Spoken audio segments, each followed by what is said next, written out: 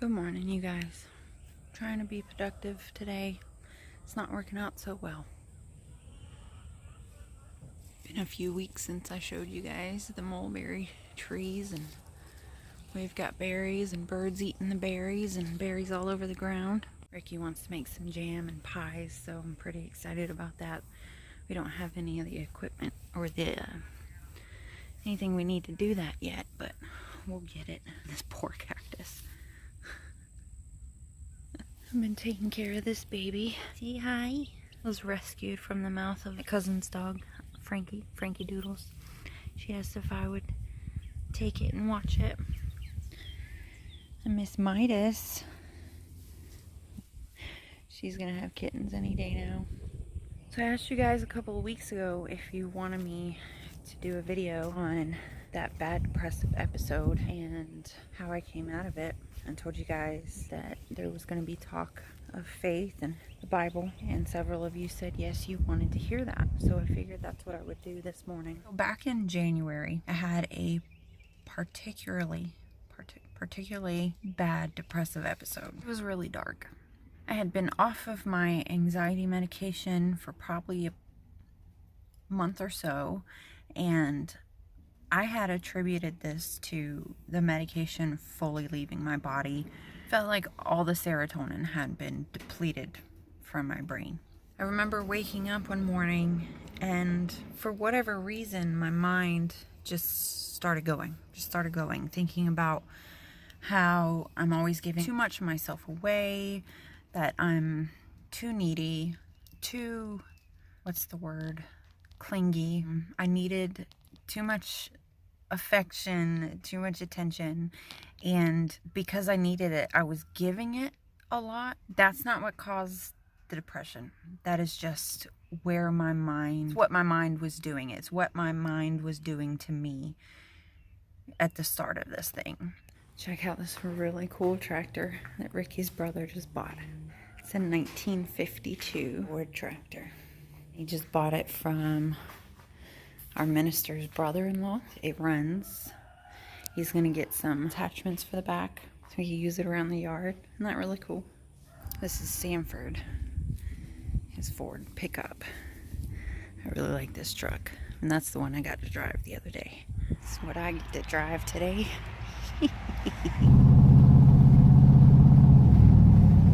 So that was the first thing I noticed, was that my mind was messing with me really bad, making me question all my actions, my behaviors, and question how everybody else felt about me. It's so crazy because this was one of the worst depressive episodes I've gone through in over 10 years. But now that it's been a month and a half, it's hard for me to remember exactly what it felt like. I know that I felt really low, and I felt like I was surrounded by darkness. I became suicidal, and I was scared. I was scared because I really felt like I was never gonna get out of it. I felt like I was stuck there. I felt like this is my new reality. I went through this for about 3 weeks. During that time, Ricky was working. I was messaging him almost every day, maybe every other day, for some kind of comfort. I was trying to reach out to my friends and my family, and for whatever reason, nobody seemed to be available. What's her doing down there, Midas? Are you finding her a nice little house to have her babies? Mm-hmm. I'm so excited for our kittens, even though I know we're not going to be able to keep them. Normally when I'm going through something, I have trouble reaching out. I was desperate. I was very desperate to feel some kind of connection. Well, whatever was going on at this time, nobody seemed to be available. That, of course, messed with my head even more. It was probably 2 weeks into it by the time I got to talk to my sister, and I was really in a dark place. Not eating, not getting out of bed. Ricky would come home every day, and I would still be in bed, and I'd sleep pretty much all day. And he'd ask what was wrong, and I couldn't even put it into words what was wrong, other than to say I'm scared or I can't feel anything, because that's what it felt like. It felt like I couldn't feel any connection to anyone or anything. Just imagine being out at sea, like deep sea. There's no land anywhere that you can see. You have no anchor holding you down, nothing to make you feel safe or secure. So you're just kind of floating around with nothing to grab at. It was dark. I've mentioned my minister, but I haven't really talked about, anything. I found my faith a few years ago when I was going through some trials and tribulations, and I started reaching back out to God, and He reached back out towards me. But I've always struggled with my faith. I have a very analytical mind, a very scientific mind. I was raised on psychology, not really on religion. And as a matter of fact, my pops has a PhD, and he teaches a course at the college on the psychology of religion. So even though I've been trying to build my faith, I still struggle with it sometimes. But I have been going to, it's not really church, it's a ministry group. We do kind of Bible study, fellowship, discussions, and things like that. And I've really enjoyed it. So I get to this place in this depression where I'm crying, I'm scared, feel completely alone. Even when people are trying to comfort me, I can't feel it. And this feeling in my gut, it was like complete dark.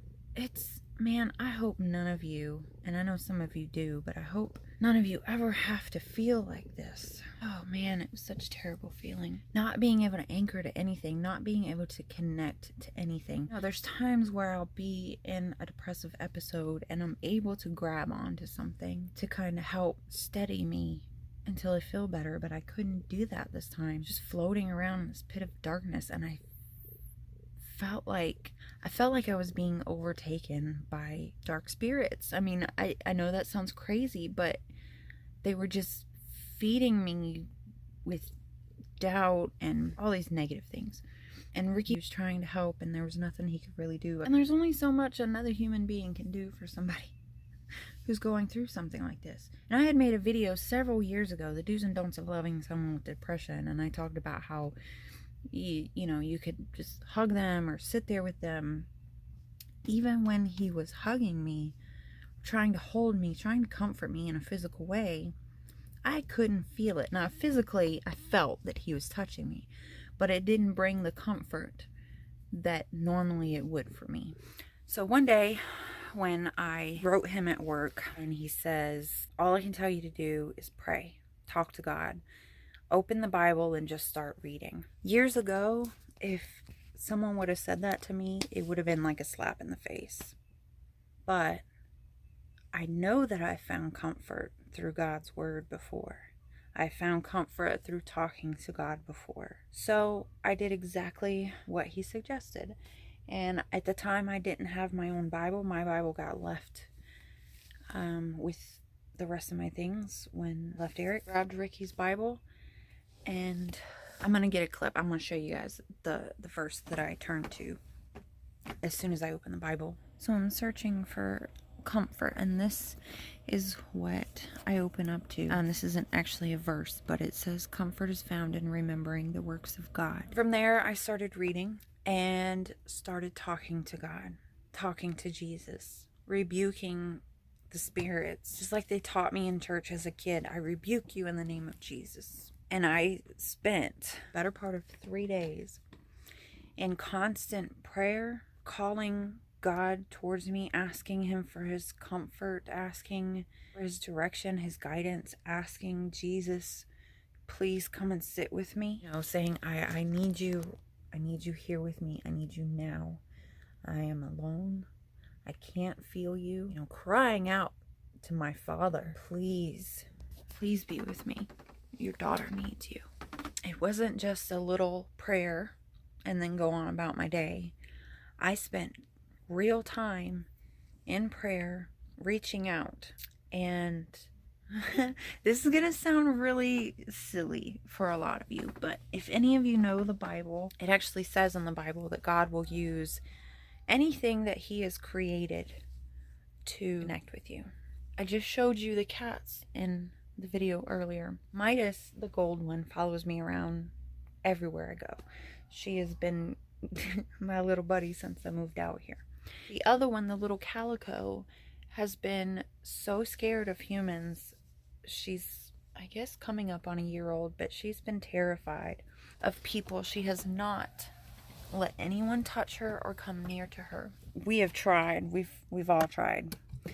And she was just not having it. She was not not okay with us trying to pet her or any of that stuff. Sitting on the front porch and praying, talking to God, crying out to him, you know.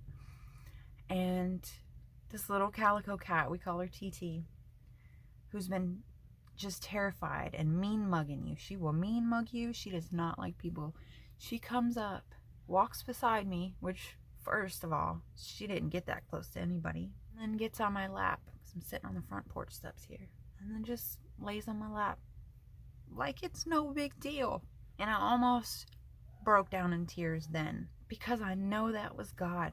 I know that was God because it's not the first time he used a stray animal to comfort me. When I was 14, I lost my boyfriend, best friend at the time, Troy, to suicide.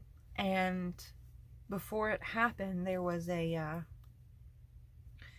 stray kitten that I had been trying to, you know, get and love on for a while, and it was just wild. Didn't want anything to do with me.